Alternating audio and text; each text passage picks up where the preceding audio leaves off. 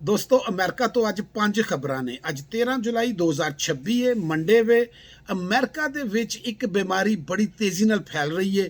32 ਸਟੇਟਾਂ 'ਚ ਉਹਦੇ ਕੇਸ ਬਾਹਰ ਆ ਗਏ ਨੇ। ਅੱਜ ਇੱਕ ਦੋਸਤ ਨੂੰ ਗ੍ਰੀਨ ਕਾਰਡ ਮਿਲਿਆ। ਬਹੁਤ ਹੀ ਖੂਬਸੂਰਤ ਸਟੋਰੀ ਹੈ ਜਿਹੜੀ ਤੁਹਾਡੇ ਨਾਲ ਸ਼ੇਅਰ ਕਰਾਂਗਾ। ਦੋਸਤੋ USCIS ਨੇ ਅੱਜ ਵਾਰਨਿੰਗ ਦਿੱਤੀ ਹੈ ਕਿ ਅਗਰ ਤੁਹਾਡੇ ਵਿੱਚ ਇਹ ਤਿੰਨ ਚੀਜ਼ਾਂ ਹੋਈਆਂ ਤੇ ਨਾ ਤੁਹਾਨੂੰ ਅਸੀਂ ਅਸਾਈਲਮ ਦੇਣਾ ਜੇ ਤੇ ਨਾ ਸਿਟੀਜ਼ਨਸ਼ਿਪ ਦੇਣੀ ਜੇ।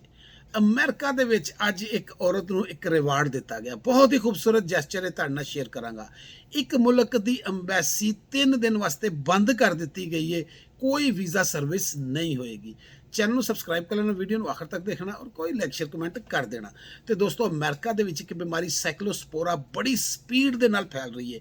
ਇਹ ਮਿਹਦੇ ਦੀ ਬਿਮਾਰੀ ਹੈ। ਇਹਦੇ ਨਾਲ ਲੂਜ਼ ਮੋਸ਼ਨ ਔਰ ਪੇਟ ਬਹੁਤ ਜ਼ਿਆਦਾ ਖਰਾਬ ਹੋ ਜਾਂਦਾ ਹੈ।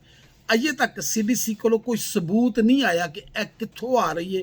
ਕੋਈ ਪੂਰੇ ਯਕੀਨ ਨਾਲ ਨਹੀਂ ਦੱਸਿਆ ਜਾ ਸਕਦਾ, ਲੇਕਿਨ ਉਹਨਾਂ ਦਾ ਖਿਆਲ ਹੈ ਕਿ ਇਹ ਸਬਜ਼ੀਆਂ ਔਰ ਫਲਾਂ ਤੋਂ ਆ ਰਹੀ ਹੈ ਔਰ ਸਪੈਸ਼ਲੀ ਧਨੀਏ ਤੋਂ ਆ ਰਹੀ ਹੈ।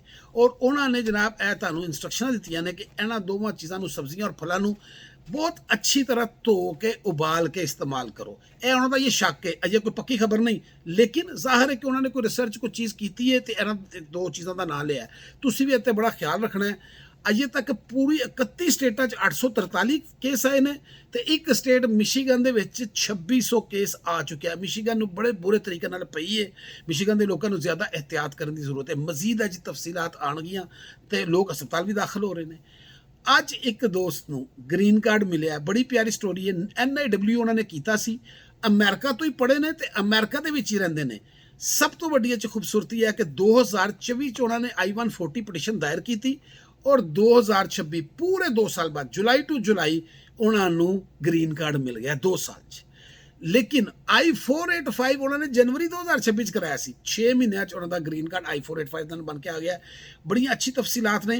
ਅਗਰ ਕੋਈ ਬੰਦਾ ਅਮਰੀਕਾ 'ਚ ਰਹਿੰਦਾ ਹੈ ਔਰ NIW ਕਰਨਾ ਚਾਹੁੰਦਾ ਜਾਂ ਕਰ ਚੁੱਕਿਆ ਔਰ ਉਹਨੂੰ ਕੋਈ ਡਿਟੇਲਾਂ ਚਾਹੀਦੀਆਂ ਹੋਣਗੀਆਂ ਤਾਂ ਪਲੀਜ਼ ਕਮੈਂਟ ਕਰਕੇ ਤੁਸੀਂ ਮੇਰੇ ਕੋਲ ਲੈ ਸਕਦੇ ਹੋ, ਕਿਉਂਕਿ ਉਹਨਾਂ ਨੇ ਮੈਨੂੰ ਸਾਰੀ ਡਿਟੇਲਾਂ ਦੱਸੀਆਂ ਨੇ, ਲੇਕਿਨ ਮੈਂ ਵੀਡੀਓ 'ਚ ਇੰਨੀਆਂ ਚੀਜ਼ਾਂ ਨਹੀਂ ਦੱਸ ਸਕਦਾ। ਦੋਸਤੋ USCIS ਨੇ ਅੱਜ ਵਾਰਨਿੰਗ ਜਾਰੀ ਕੀਤੀ ਹੈ ਕਿ ਅਗਰ ਤੁਸੀਂ DUI ਕੀਤਾ ਯਾਨੀ ਸ਼ਰਾਬ ਪੀ ਕੇ ਜਾਂ ਕੋਈ ਨਸ਼ਾ ਕਰਕੇ ਗੱਡੀ ਚਲਾਈ, ਤੁਸੀਂ ਡੋਮੈਸਟਿਕ ਬੈਟਰੀ ਕੀਤੀ ਯਾਨੀ ਕਿ ਡੋਮੈਸਟਿਕ ਵਾਇਲੈਂਸ ਕੋਈ ਕੀਤਾ, ਲੜਾਈ ਝਗੜਾ ਕੀਤਾ ਫੈਮਿਲੀ ਮੈਂਬਰ ਨਾਲ, ਜਾਂ ਤੁਸੀਂ ਜਨਾਬੇ ਆਲਾ ਤੀਸਰੀ ਚੀਜ਼ ਬਹੁਤ ਹੀ ਇੰਪੋਰਟੈਂਟ ਹੈਗੀ ਜੇ ਕਿ ਤੁਸੀਂ ਜਨਾਬ ਸਟਾਕਿੰਗ ਕੀਤੀ। ਮੈਂ ਭੁੱਲ ਗਿਆ ਸਾਂ, ਸਟਾਕਿੰਗ ਕੀਤੀ। ਸਟਾਕਿੰਗ ਦਾ ਕਿਸੇ ਦਾ ਪਿੱਛਾ ਕੀਤਾ, ਤਾਕਬ ਕੀਤਾ, ਕਿਸੇ ਨੂੰ ਤੰਗ ਕੀਤਾ, ਤੇ ਫਿਰ ਇਹ ਤਿੰਨ ਚੀਜ਼ਾਂ ਅਗਰ ਤੁਹਾਡੇ 'ਚ ਹੋਈਆਂ ਤਾਂ ਅਸੀਂ ਨਾ ਤੁਹਾਨੂੰ ਅਸਾਈਲਮ ਦੇਣਾ ਜੇ ਨਾ ਸਿਟੀਜ਼ਨਸ਼ਿਪ ਦੇਣੀ ਜੇ। ਇਹ ਹੋਇਆ ਕਿਉਂ ਹੈ?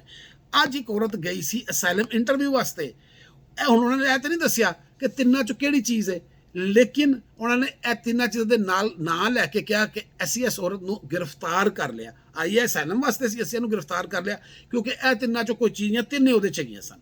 ਤੇ ਦੋਸਤੋ ਇਹ ਵੀਡੀਓ ਮੈਂ ਇਹ ਖਬਰ ਕਿਉਂ ਬਣਾਈ ਹੈ ਇਸ ਵੀਡੀਓ 'ਚ ਕਿ ਇਹ ਆਸਾਨ ਜੁਰਮ ਨੇ। ਆਸਾਨ ਜੁਰਮ ਇਸ ਤਰ੍ਹਾਂ ਨੇ ਕਿ ਅਸੀਂ ਇਹਨੂੰ ਕੁਛ, ਸਾਡੇ ਬਹੁਤ ਸਾਰੇ ਲੋਕ ਇਹਦਾ ਸ਼ਿਕਾਰ ਹੋ ਜਾਂਦੇ ਨੇ। ਸ਼ਰਾਬ ਪੀ ਕੇ, ਮੋਸਟਲੀ ਨਸ਼ਾ ਕਰਕੇ ਗੱਡੀ ਚਲਾਈ, DUI ਮਿਲ ਗਿਆ, DUI ਮਿਲਿਆ ਤੇ ਬਸ ਟਿਕਟ ਮਿਲ ਗਈ ਤੇ ਕੰਮ ਖਰਾਬ।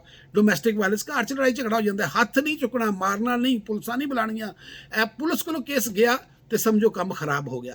ਸਟਾਕਿੰਗ, ਐਵੇਂ ਨਹੀਂ ਕਿਸੇ ਦਾ ਪਿੱਛਾ ਸ਼ੁਰੂ ਕਰ ਦੇਣਾ। ਅਗਰ ਉਹਨੇ ਰਿਜੈਕਟ ਕਰ ਦਿੱਤਾ, ਅਗਰ ਉਹ ਕਹਿੰਦੀ ਨਹੀਂ ਬਈ ਮੈਂ ਨਹੀਂ ਤੈਨੂੰ ਪਸੰਦ ਕਰਦੀ ਜਾਂ ਮੈਂ ਤੈਨੂੰ ਨਹੀਂ ਪਸੰਦ ਕਰਦਾ ਜਾਂ ਮੇਰਾ ਤੇਰਾ ਸਾਥ ਨਹੀਂ, ਜਾਂ ਪਹਿਲੇ ਤੁਹਾਡੇ ਦੋਵਾਂ ਦਾ ਕੋਈ ਤਾਲੁਕ ਸੀ ਹੋਰ ਹੁਣ ਤੁਸੀਂ ਨਜਾਇਜ਼ ਉਹਦਾ ਪਿੱਛਾ ਕਰਨਾ ਸ਼ੁਰੂ ਕਰ ਦਿਓ, ਸਟਾਕਿੰਗ ਕਰੋ। ਇਹਨੂੰ ਸਟਾਕਿੰਗ ਕਹਿੰਦੇ ਨਾ, ਕਿ ਵੀ ਇੱਕ ਬੰਦਾ ਨਹੀਂ ਚਾਹੁੰਦਾ ਲੇਕਿਨ ਤੁਸੀਂ ਫਿਰ ਵੀ ਉਹਦੇ ਤੇ ਨਜ਼ਰ ਰੱਖੀ ਹੈ। ਜਿੱਥੇ ਉਹ ਜਾ ਰਿਹਾ ਉਹਦੇ ਪਿੱਛੇ ਪਿੱਛੇ ਜਾ ਰਹੇ ਹੋ, ਸਟੋਰਾਂ 'ਚ ਜਾ ਰਹੇ ਹੋ, ਮਹੱਲੇ 'ਚ ਫਿਰਦੇ ਪਏ, ਉਹਦੇ ਦਫ਼ਤਰ ਜਾ ਰਹੇ ਹੋ, ਉਹਦੀ ਦੁਕਾਨ ਤੇ ਜਾ ਰਹੇ ਹੋ।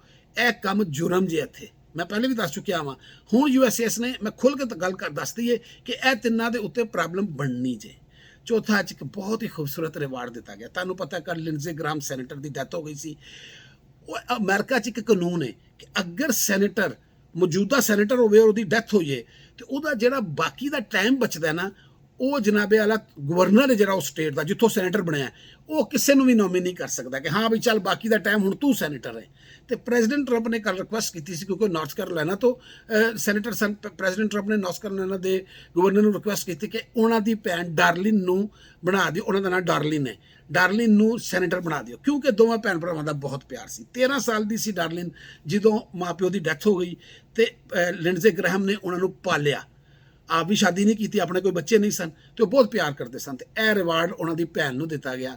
3 ਜੁਲਾਈ 2027 ਤੱਕ ਉਹ ਸੈਨੇਟਰ ਰਹਿਣਗੀਆਂ, ਕਿਉਂਕਿ ਉਹ ਨਵੇਂ ਇਲੈਕਸ਼ਨ ਆ ਰਹੇ ਨੇ ਮਿਡ ਟਰਮ, ਤੇ ਫਿਰ ਕੋਈ ਨਵਾਂ ਸੈਨੇਟਰ ਆ ਜਾਏਗਾ। ਤੇ ਇਹ ਇੱਕ ਅੱਛਾ ਰਿਵਾਰਡ ਸੀ, ਅੱਛੀ ਇੱਕ ਰਵਾਇਤ ਕਾਇਮ ਕੀਤੀ ਗਈ।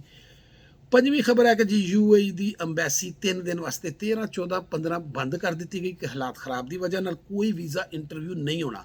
ਖਬਰ ਤੇ 7 ਦਿਨ ਦੀ ਵੀ ਆਈ ਹੈ, ਲੇਕਿਨ ਉਹਨਾਂ ਦੀ ਵੈਬਸਾਈਟ ਦੇ ਉੱਤੇ 3 ਦਿਨ ਹੀ ਲਿਖੇ ਨੇ, 13 ਤੋਂ ਲੈ ਕੇ 15 ਤੱਕ। ਚੈਨਲ ਨੂੰ ਸਬਸਕ੍ਰਾਈਬ ਕਰ ਲੈਣਾ। Thank so much.